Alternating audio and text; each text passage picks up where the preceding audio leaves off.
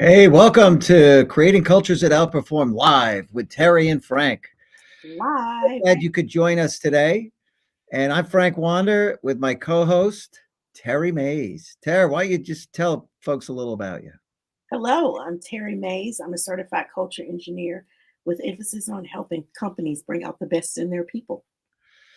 And as I said, I'm Frank Wander. I'm the founder of People Productive, a company that helps them create cultures where the people and company thrive together.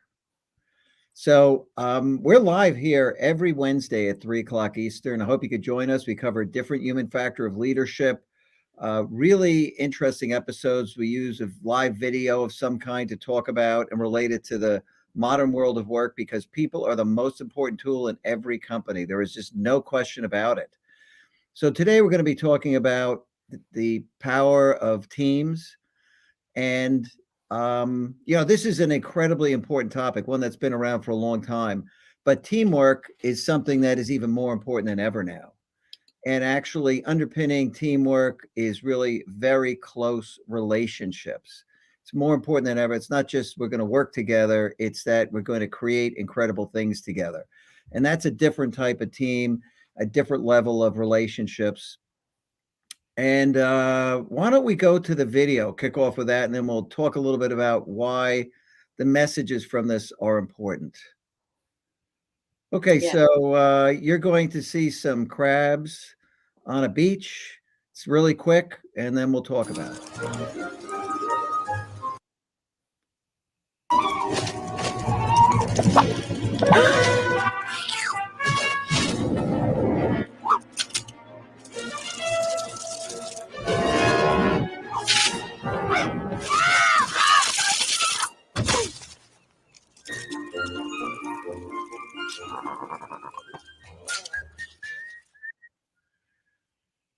Hey, I love this video. I think it really just tells an incredibly good story, right, Tara? Absolutely. I love it when the crab realizes, okay, I'm out here by myself. And it's like he assembles the troops and he puts his little claws up and he's like, come forward and help me. And all the other crabs come in.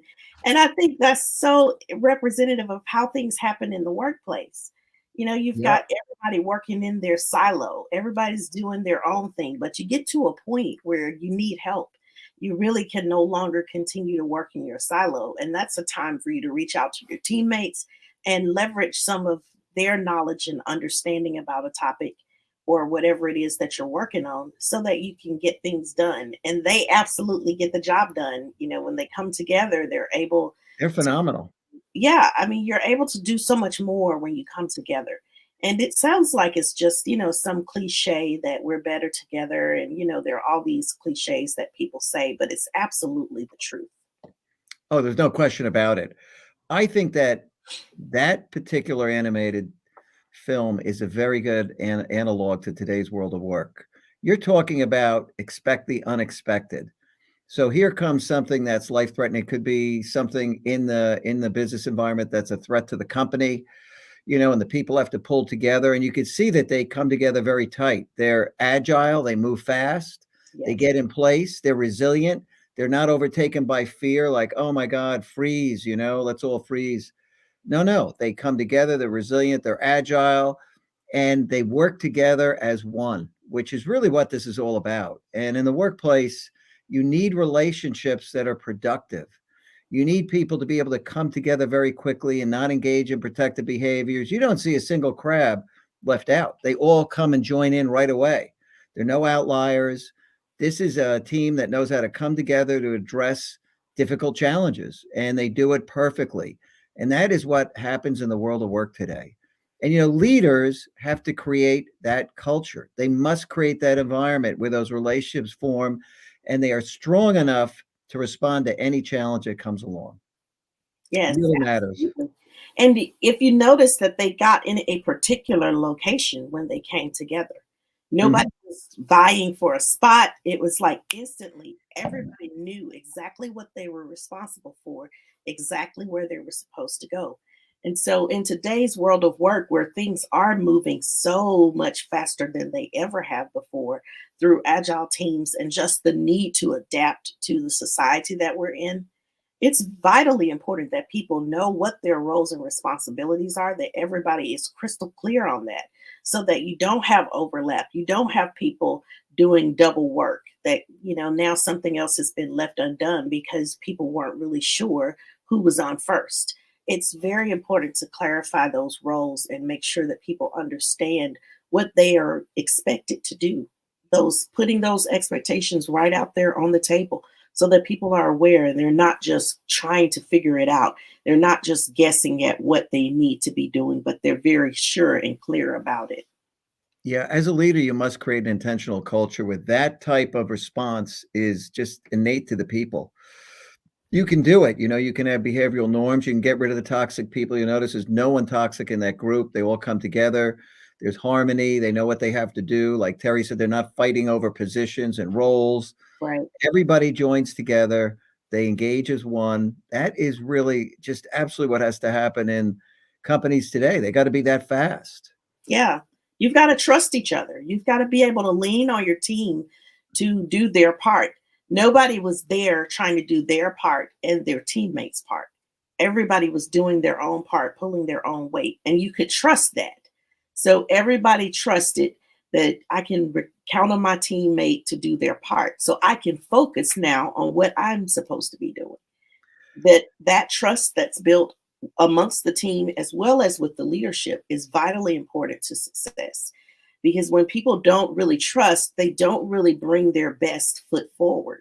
They kind of are tiptoeing into the water, so to speak.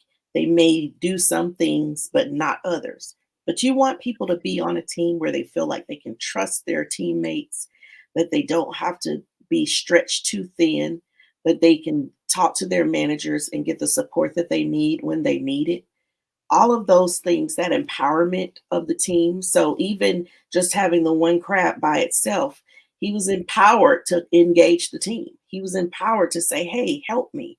And there wasn't a whole lot of overhead and a whole lot of Yeah. meetings and a whole lot of, conversation about it. It was like instantly, I need help, and everybody came. Everybody knew what they were supposed to do. And so that's really how you want the team to function, because there are times when you do need to move quickly. You do need to have things wrap up very rapidly, and you don't have time to waste with meeting after meeting after meeting talking about what we should do. Everybody should be able to get into place. And there's a time and place for planning meetings and Yep. strategy meetings. This is not to say that at all. But at some point, you have to move beyond the meetings and get into the action. And in order to have just that quick acting organization, you really do need to have some trust. You need to have people know exactly what they're responsible for. Yeah, and you'll notice that, the one crab is influential. It's able to move and motivate the team. And in fact, in the new world of work, leaders are really there to coach people, bring them together. Teams have to collaborate and work together to create the value. And, influence is very, very important. They absolutely have to trust the leadership team, no doubt about it. And without that trust, these really great behaviors aren't going to take hold in the organization. You're going to see a lot of dysfunction. That's right. That's right. So, this is an incredibly powerful lesson for the new world of work. This is how you have to work. You got to be that fast, that responsive, that agile, that resilient. You don't crack under pressure. People feel confident that the other people with them are going to be cooperative. They're going to support them.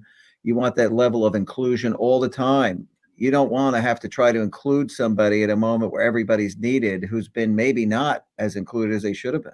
Right. They don't That's have any of those negative issues going on, those toxic behaviors. You can see right away they work as a team, they assemble, they trust one another, they're highly cooperative. They all know how to engage and to solve issues. So that's what this is really all about. yes. Very good. I think Marcelo, you can bring up the key takeaways. So when you look at this, the point we're trying to make with this age-old conversation about teamwork, teamwork makes the dream work. But I think Helen Keller said it best: alone we can do so little, but together we can do so much. Mhm. There's so much more power when we come together and work, not just as individuals, but working together as a team. And that team is built on a social fabric that supports productivity. So when you think about a weaver, as in the picture to the right, there's this weaver weaving the straw together. That's really the role that the leader is playing. The leader is the weaver that's bringing together this unit of people that's able to assemble and take instruction and move forward. So the tighter that weave is, the stronger that collaboration is, and the greater the output. It really does come down to just some very simple, basic things that we all have to remember as leaders. That it's up to us to bring together the right people with the right skill sets at the right time with the right information. That's part of our job as a leader. So really take some time and think about your organizations and how you can improve with building trust and clarifying roles and responsibilities, eliminating those toxic behaviors. Those in particular. And Frank and I did a series on people unproductive. You can go find that on YouTube. But there are lots of toxic behaviors in the workplace that limit teams from being productive, that keep people from being able to experience that power of teamwork because it really damages and unravels the weave that the weaver is weaving. How many times Yeah. do you say weave in a in a sentence? But it's very true. There are counterproductive people in the organization that are literally tearing apart the fiber of the team. So you absolutely have to get rid of those types of people, rehabilitate them if they can be. And in some ways, in some cases, you absolutely have to get that person out of the organization because they Yeah. will tear it completely apart. Certain threads don't match the fabric. That's somebody who's not a cultural fit. I mean, that's just a fact. Yes, that is very much a true Yeah. statement. Every Mhm. place is not for everybody. But, of course, this does not exclude any sorts of racism or any kind of discrimination. We're not talking about that at all. No, This is no. more of people that just really don't fit into the fiber of the organization and they are actively engaged in tearing it apart. So you really do Mhm. have to be careful about those people and make sure that those people are not allowed to stay in the organization. And, these metaphors really are great leadership lenses for you to use. You are a weaver. And, when you're dealing with weaving together teams, these threads are all a little different, but you've got to take them, thread them together, build that collaboration, create those behavioral norms, and, work the fabric so it's tighter and tighter. And then you get to the point where, like in that little video we played, the team is cohesive. It can take on big challenges without a doubt. Yes, And you are the weaver, and you are gonna pull those people together. That is the way you should really view things. Now, you should, join us next week as well. We have a great episode on how loss aversion hinders innovation. We're gonna talk about loss aversion. This is really just part of the human psyche. You'll learn what it is. It affects so many things, including change management is a very big one. But we'll talk about that. We'll play a little video. We'll comment on that. This is a real great learning journey that you're on if you're with us every week. Think about these things. These are all important lessons that you could take away and apply in the workplace. So, how loss aversion hinders innovation and other things. We're going to go deep into this next Wednesday at 3 o'clock. We hope to see you there. yes. And thank you for coming. Please comment, share this episode with others. It's going to be right up on the People Productive site. And please follow People Productive to be automatically invited to every one of these. Yes. And if you ever wanted to reach out to us or give us some feedback, you can feel free to email us at coach@peopleproductive.com. We'd love to hear from you. If there are topics you'd like us to cover, please reach out and let us know. Yes, absolutely. So, look, thank you so much for coming. We love our audience. Best Yes. of luck with all you do. Become the weaver of your company. Yes. Make beautiful fabric. Yes. Thank